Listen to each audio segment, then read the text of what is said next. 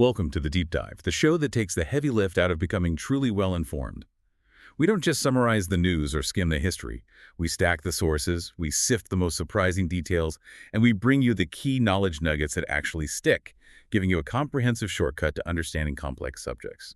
And today, we are embarking on a deep dive into one of the most consequential, fascinating, and historically complex figures in African American history, Booker T. Washington. For over 2 decades, spanning roughly 1890 to 1915, he was undeniably the dominant figure, defining an era that historians sometimes call the Age of Booker T. Washington. That's the mission today. We are unpacking the sources to understand a man who led, really, a double life. On the surface, he was the public leader who preached a philosophy of vocational training, economic self-help, and, most controversially, accommodation and compromise within the brutal Jim Crow system. But the sources we've stacked reveal a far more nuanced and dynamic figure. He was simultaneously the hidden activist, the political strategist, the Wizard of Tuskegee, who built a massive, highly secretive political machine, managed the expectations of the nation's wealthiest industrialists, and used that influence and funding to secretly launch legal challenges against the very segregation and disenfranchisement he publicly seemed to accept. So we're synthesizing how this pragmatic two-phase strategy played out on the national stage, how it generated both unprecedented progress and bitter internal ideological war, and why his legacy remains so complex and challenging to grasp even a century later. To understand the man, we have to start at the foundational trauma that shaped his entire worldview. Booker T. Washington was born into the brutal reality of chattel slavery on April 5, 1856, in Halesford, Virginia. But right away, when you read his accounts, you had a foundational truth about his starting point. He never knew the exact date of his birth. He simply arrived, a piece of property. And that lack of certainty, that absence of fundamental personal data, is such a jarring detail. It instantly frames the struggle for self-definition that would, consume his entire life. It really does. And the sources tell us he never knew his father, who was rumored to be a white man from a neighboring plantation. Right, just a rumor. Just a rumor. And he was completely absent from his life, emotionally, financially, in every way. His descriptions of life on the plantation with his mother, Jane, and his siblings they're truly stark. It was an environment devoid of dignity where the struggle for basic sustenance just overshadowed everything else. Yeah, the way he wrote about mealtimes is one of those unforgettable details that gives you such a clear insight into the conditions. Oh, absolutely. He recounts that he couldn't remember a single time during his childhood when their entire family sat down to the table together. Not once. Not once. He adds that meals were given to the children very much as dumb animals get theirs. That phrase, dumb animals, it just hits so hard. It paints this picture of pure survival, a life utterly lacking in order or any kind of communal structure.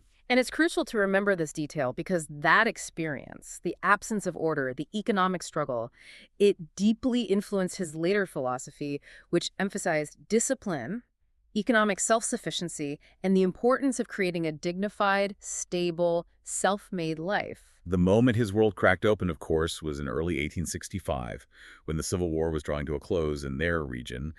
U.S. troops occupied Halesford. And he describes this scene, a crowd gathering, as a stranger, presumably a U.S. officer, stood on a porch and read a long formal paper, the Emancipation Proclamation. Yeah, he remembered that moment so vividly, not just because of the words, but because of his mother. Exactly. He said she leaned over and kissed her children with tears of joy running down her cheeks, finally seeing the day of freedom she had prayed for her whole life. It's interesting to note, though, that even after that moment of, political freedom, the economic reality remained the same, if not harder. Right. His mother took the family to Malden, West Virginia, to join his stepfather, Washington Ferguson, who had escaped slavery earlier. And this is where that moment of self-creation really begins. It's fascinating. He had only been known simply as Booker during his enslavement. He's just Booker, no last name. So when he finally gets a chance to attend school, which was a huge privilege, the teacher asks for a proper surname for the registration. And he chooses Washington, adopting his stepfather's name as a mark of a new life. But the identity wasn't fully formed yet. It wasn't until later that he learned from his mother that his original lost-given name had been Booker Taliaferro. Right. And he immediately readopted that middle name, cementing his identity as Booker Taliaferro Washington. It's a powerful symbolic act, isn't it? Moving from the anonymous Booker of slavery, which was given to him by a owner, to the self-identified Booker T. Washington of the future. He literally built his name, just as he would later build his institution. But first, he had to fight for the knowledge required to build anything at all. And that drive for knowledge was just pure grit. To earn money for education, he spent several years working in the brutal conditions of salt furnaces and coal mines in West Virginia. Awful work. Just awful. Then, at age 16, he embarked on his famous journey east to the Hampton Normal and Agricultural Institute in Virginia. And let's pause on that institution name for a moment. Hampton Normal and Agricultural Institute. What exactly was a normal school, and why was that specific type of education so critical for his trajectory? That's a great question, because that term is like historical jargon now. Yeah. A normal school was essentially a teacher's college. It was created specifically to train high school graduates to become teachers themselves. So it's about multiplication. Precisely. Yeah. It was the backbone of rebuilding education after the Civil War. By definition, if you were at Hampton, you weren't just learning. You were preparing to teach and multiply that learning across the South. So Washington walked hundreds of miles, often sleeping under bridges, to get to an institution designed to create leaders for the Black community. And when he finally arrived, exhausted and poor, his true character was put to the test, resulting in one of the most memorable anecdotes of his life. Yes, the entrance exam story is fantastic. He arrives with nothing. The head teacher is skeptical and simply points to a filthy, messy recitation room and tells him, "The scrubbing of that room will be your examination." And he didn't just sweep it. No, he cleaned that room 3 times. He scrubbed the floor, dusted the benches, and wiped the walls. He reportedly moved all the furniture multiple times to ensure the hidden corners were absolutely spotless. The stash member was so impressed with his thoroughness, his industry, and his determination, not his book knowledge, that he was immediately admitted. That moment, that physical demonstration of discipline and dedication to manual labor, essentially became the blueprint for his entire educational philosophy. That industry and clean standards of living were the foundation upon which academic progress must be built. It's all right there in that one story. It is. After graduating from Hampton at 19, he further refined his education at Wayland Seminary in Washington, D.C., giving him both the industrial and academic credentials he'd need. Which brings us, in 1881, to the real start of his legacy, the founding of the Tuskegee Institute. And he was only 25 years old when the Hampton president recommended him to lead a new normal school in Alabama, the Tuskegee Normal and Industrial Institute. It started humbly, literally in a donated shanty and a building borrowed from the Butler Chapel AME Zion Church. Right, from absolutely nothing. But within a year, Washington purchased a former plantation for the permanent campus. A former plantation. The symbolism there is... Wow, it's huge. And his educational philosophy, applied immediately, was radical and profoundly practical for the Jim Crow South. He declared that the students would be enlisted to literally build their own school. This meant everything from making the bricks by hand. Washington taught them how to, constructing the classrooms, barns, and dormitories, and growing all their own food. The sources emphasized that the labor was not just a way to save money. No, it was pedagogy. Exactly. It was considered a fundamental, indispensable part of the student's holistic education. It was about teaching discipline, self-reliance, management, and the value of property. It wasn't just about learning carpentry. It was about internalizing a lifestyle of industry and thrift. If you built the school, you would respect the school, and you would learn to provide for your own community. And crucially, the ultimate goal was much bigger than just producing competent tradesmen and farmers. Much bigger. It was to produce teachers of farming and trades. Graduates were meant to fan out across the rural South, bringing this gospel of economic stability, clean living, and industry to every small Black community. It was a massive, decentralized effort to uplift the entire region through economic action, a truly strategic approach to nation building from the ground up. And speaking of strategy, this is where we see him begin to form the powerful network that would later become the Tuskegee machine. Absolutely. In 1896, Washington made a major move by inviting the agricultural scientist George Washington Carver to head the agriculture department at Tuskegee. A huge get. Carver was already becoming a big name. A very big name. Carver had been reviewing Washington's work and was deeply impressed. They became close friends, forever linking the cutting-edge scientific advancement of Carver with Washington's massive educational mission. This is a signal that Tuskegee was not just about basic manual labor. It was about innovation and applied science. The local success at Tuskegee gave Washington regional influence, but it was his appearance and speech at the Cotton States and International Exposition in Atlanta in 1895 that launched him onto the national stage. Yes, this is the moment. It attracted the attention of both Southern white leaders and Northern philanthropists. The sources describe the moment as electrifying. It was the first time an African American was asked to address such an important gathering of white Southern leaders. The speech is now legendary, and it's central to understanding his controversial legacy. The core message, famously termed the Atlanta Compromise, was a plea for economic cooperation between the races. Washington argued that Black progress should be achieved through education and entrepreneurship and economic strength, focusing on self-help, before challenging Jim Crow segregation and political disenfranchisement directly. He used a powerful analogy in the speech, instructing Black Americans to cast down your bucket where you are and focus on agriculture and industrial skills rather than demanding immediate political rights or social equality. This was the famous go slow approach. And the logic behind it, as historians have synthesized, was brutally pragmatic. He believed confrontation would only lead to disastrous white backlash, Which in the 1890s South meant violence, lynchings, and the complete withdrawal of any philanthropic support. He was essentially saying, we will start at the bottom of life's ladder, and we will prove our worth first. He believed that African Americans must first demonstrate industry, thrift, intelligence, and property to earn the respect that would eventually lead to full societal acceptance. And he took pride in the difficulty of this path. He viewed overcoming obstacles as the ultimate measure of success. This strategy of accommodation, focusing almost exclusively on vocational and industrial education, sought to gain stability. He aimed to make the Black community so economically necessary to the South that political rights would eventually follow economic power as an unavoidable consequence. But this message ignited an ideological firestorm, especially among the emerging Black intellectual elite in the North. Yes, it did. And it led directly to the monumental clash with W.E.B. Du Bois and the organizations that would eventually form the NAACP. Du Bois and his allies viewed the Atlanta Address not as a compromise, but as a capitulation. They labeled it the Atlanta Compromise with an unmistakable tone of criticism, accusing Washington of accommodating white supremacy and sacrificing fundamental political rights and higher education for the temporary peace of vocational training. Du Bois proposed a stark alternative philosophy, outlined most famously in his work, The Souls of Black Folk. He insisted on immediate full civil rights, due process of law, and, critically, a classical liberal arts education for what he termed the talented 10th. Let's clarify what he meant by the talented 10th. This wasn't just about having smart people. It was about establishing an elite leadership class, academically trained in law, philosophy, and the arts, who would lead the race politically and culturally. Exactly. Du Bois saw Washington's strategy as essentially creating a servant class, whereas he wanted to create thinkers and political activists capable of challenging injustice at the highest level. He called Washington the great accommodator. The differences were so profound. Washington's was a grassroots strategy uplift through the masses, via economics. Du Bois was a top-down approach leadership through the elite, via politics and law.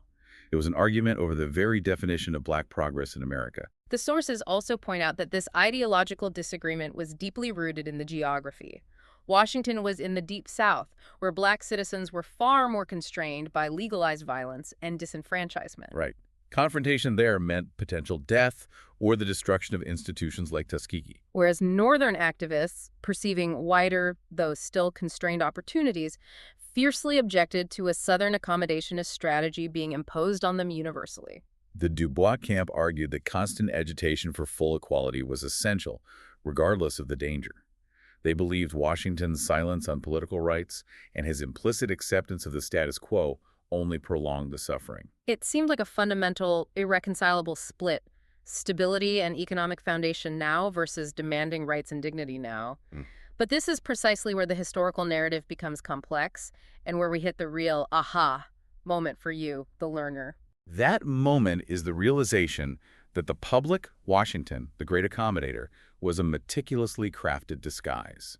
While he was publicly promoting moderation and compromise to the white power structure and the philanthropists who funded his school, he was simultaneously leading a strategic, hidden campaign against that very system. It's just an incredible pivot in the story. It's the critical nuance historians have unearthed through his private correspondence and financial records.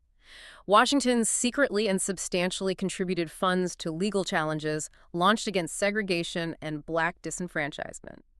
He was funneling money and legal expertise to fight voter restrictions and segregation laws, sometimes funding the very groups that publicly criticized him. For example, he secretly financed the major Supreme Court case, Giles v. Harris, in 1903, which challenged voter disenfranchisement in Alabama. And he did it so carefully. He used trusted white lawyers and even paid journalists to write articles supporting these legal challenges, making sure the funding trail led nowhere near Tuskegee. This changes the entire interpretation of his public persona.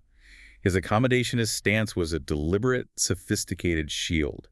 It was a required cost of doing business in the Jim Crow South. Absolutely. By appearing non-threatening, he secured massive resources and maintained political and financial operation, the very things that would have instantly been withdrawn from any openly confrontational organization. So he was publicly bowing to the political realities of the time, the necessity of gaining white acceptance to survive, while privately fighting those same realities in the courts and through political influence. And the personal risk involved in running this hidden campaign was extreme. If his legal activism had been revealed, his life's work at Tuskegee could have been instantly destroyed by violent white backlash. His life would have been in danger.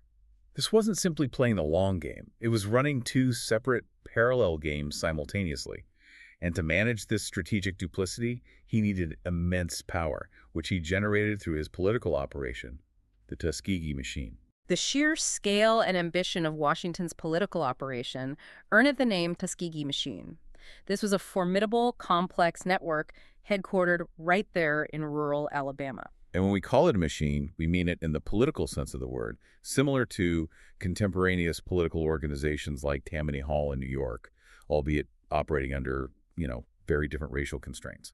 Washington used the American system to network, raise money, distribute funds, reward supporters with patronage, and manipulate the media to advance his educational and political strategies. He became the central gatekeeper, deciding which black leaders received funding and who was offered high-profile government positions. He even exercised significant influence over Republican presidents, advising them on who to appoint to federal jobs that dealt with black affairs. Especially the sensitive position of collector of customs in Washington, D.C. Right. The power was centralized and leveraged. He controlled a network of newspapers across the country, either by secretly funding them or ensuring they received no vital advertising revenue if they crossed him. This allowed him to manage his public image as the sole acceptable voice of Black America, effectively silencing or marginalizing ideological rivals like Du Bois. The machine wasn't just about political manipulation, though. It was about massive fundraising. Washington became the ultimate conduit for philanthropic funding, associating with the richest and most powerful businessmen of the Progressive Era, often called the Gilded Age industrial tycoons. And let's remember the context of that era. This Progressive Era, gospel of free enterprise, preached that wealth accumulation was the ultimate measure of moral character, efficiency, and self-reliance. And Washington's message, thrift, industry, economic progress, it perfectly mirrored the values of these titans of industry, making him the only black leader they trusted to efficiently manage millions. His friendships included Andrew Carnegie, John D. Rockefeller, and Collis Potter Huntington. But the partnership with Henry Huddleston Rogers, the Standard Oil magnate, is particularly revealing because of its sheer secrecy. Rogers heard Washington speak around 1894 and, recognizing a fellow self-made man, reached out. The true scope of their relationship was kept completely secret until Rogers' sudden death in 1909. And it was a real friendship. Washington was a frequent guest on Rogers' steam yacht and at his summer home, maintaining this high society profile while simultaneously running a school in the Jim Crow South. The revelation after Rogers died was just astonishing. Washington revealed that Rogers had quietly funded the operation of 65 small country schools for African Americans, often entirely anonymously, and had given substantial, undisclosed sums to Tuskegee and Hampton Institutes. And this funding often came with matching funds requirements. This wasn't just a financial trick, it was strategic governance. Washington utilized this technique specifically to instill community ownership. The philosophy was simple. The recipients had to have skin in the game. Exactly. They had to demonstrate their industry and self-reliance, which was highly appealing to industrial philanthropists. That concept of partnership and communal investment is the hallmark of his later and perhaps most enduring partnership with Julius Rosenwald, the president of Sears, Roebuck and Company. Rosenwald, a Jewish-American businessman, was deeply moved by Washington's mission and the deplorable, underfunded state of black education in the segregated South. In 1912, he joined the Tuskegee Board. And later endowed Tuskegee so Washington could spend less time on the road fundraising and more time running the school and the machine. Their collaboration rapidly shifted from individual donations to institutional change. In 1912, Rosenwald provided funds for a pilot program to build 6 new rural schools in Alabama. Crucially, these buildings were overseen by Tuskegee architects and staff, ensuring a standard of functional design. The sources show that the architectural significance of these schools cannot be overstated. They used simple, efficient plans, offered 1, 2, or 3 teacher models, designed for maximum natural light and ventilation, built largely with locally sourced materials. And they were often better designed and maintained than the existing white schools in the region. And this successful model, nurtured by Washington and Rosenwald, led to one of the greatest educational philanthropic efforts in American history, the Rosenwald School's legacy. After Washington's death, Rosenwald formally established the Rosenwald Fund in 1917, extending the Tuskegee-developed architectural plans across the South.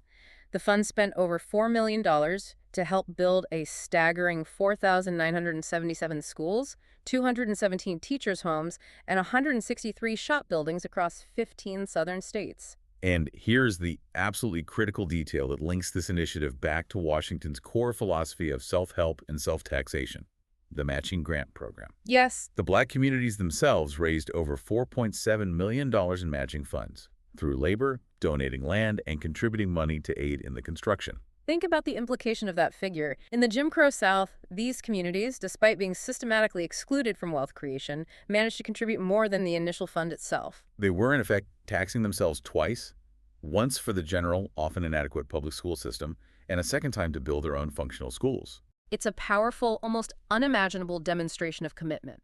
By 1932, this network of Rosenwald schools, the direct fruit of Washington's philanthropic network and strategic governance model, accommodated 1/3 of all African-American children in Southern schools. It truly established the foundational educational infrastructure for millions. Beyond education and philanthropy, his influence was deeply political. He founded the National Negro Business League in 1900 to support black entrepreneurship and encourage commercial, agricultural, and industrial advancement. Further cementing his economic gospel as the path forward. He also maintained influence with the top white political leaders of the era, receiving honors that were unthinkable for a black man in his time, including an honorary master's degree from Harvard University in 1896. And an honorary doctorate from Dartmouth College in 1901. His ability to navigate, influence, and control these multiple spheres of power made him utterly unique. Washington's unprecedented political and philanthropic success was matched by his public profile as a writer. His second autobiography, Up from Slavery, published in 1901, wasn't just a hit. It was a cultural phenomenon. It was, for over 60 years, the best-selling autobiography of an African American. 60 years. Yeah. It cemented his image as the ultimate self-made man who transcended the horrors of bondage through industry and virtue. He published 5 books in total, though historians note that he often relied on ghostwriters, including skilled journalists like Timothy Thomas Fortune and Robert E. Park, to polish his prose and help manage his voluminous output. That monumental public profile led directly to one of the most famous, controversial, and volatile social moments in American political history, the White House dinner of 1901. Oh, this is a huge moment. President Theodore Roosevelt, just months into his presidency following the assassination of McKinley, invited Washington to dine with him and his family at the White House. And while presidents had met privately with black leaders before, this was the first highly publicized social occasion where an African American met the president on what could be perceived as equal terms. The sources reveal that Roosevelt was attempting to signal a willingness to break with racial traditions, but he significantly underestimated the depth of racist fury the act would unleash. The backlash was immediate and intense, particularly from the Democratic press and politicians in the South. The level of outrage was horrifyingly violent. Democratic politicians were quick to condemn the meeting. Senator Benjamin Tillman of South Carolina, for instance, threatened outright physical violence, claiming that, and I quote, "The action of President Roosevelt in entertaining that nigger will necessitate our killing 1,000 niggers in the South before they will learn their place again." It's breathtakingly awful. James K. Vardaman, who later became the governor of Mississippi, launched his own vitriolic, dehumanizing attack, describing the White House as being so saturated with the odor of the nigger that the rats have taken refuge in the stable. The dinner wasn't just a social misstep, it triggered a major national political crisis. It revealed the raw hatred and fear underpinning the Jim Crow structure. And it underscored exactly why Washington felt such a need to operate through secrecy and accommodation in the first place. Open confrontation invited existential violence. Given the sheer political fury of that backlash, it's fair to ask, did Roosevelt regret the invitation, or did Washington anticipate that level of violence? The correspondence suggests Washington was aware of the risk, but Roosevelt, in his usual forceful manner, publicly stood by the decision. Though he never extended such an invitation again. Never again. It was a brutal lesson in the limits of presidential power versus entrenched racism. We have to mention a small, bizarre anecdote tied to that evening that captures Washington's paradoxical public image, this figure straddling high society and his humble roots. Oh, the coat story. The coat story. The Austro-Hungarian ambassador Ladislas Hengelmüller von Hingervar was also visiting the White House that day. He mistakenly put on Washington's coat when leaving. And the ambassador later reported, quite publicly, finding a rabbit's foot inside the coat pocket. A rabbit's foot? That detail, published in the press, provides this moment of wonderful irony. Here is a man with honorary degrees from Harvard and Dartmouth, dining with the President of the United States, managing millions in philanthropic funds, and yet he's carrying a symbol of deep, rural, Southern superstition. It humanizes him while simultaneously emphasizing how far he had climbed but never fully left his origins. The Detroit Journal even quipped, noting the financial influence and character demonstrated by Washington, that the Austrian ambassador may have made off with Booker T. Washington's coat at the White House, but he'd have a bad time trying to fill his shoes. That's great.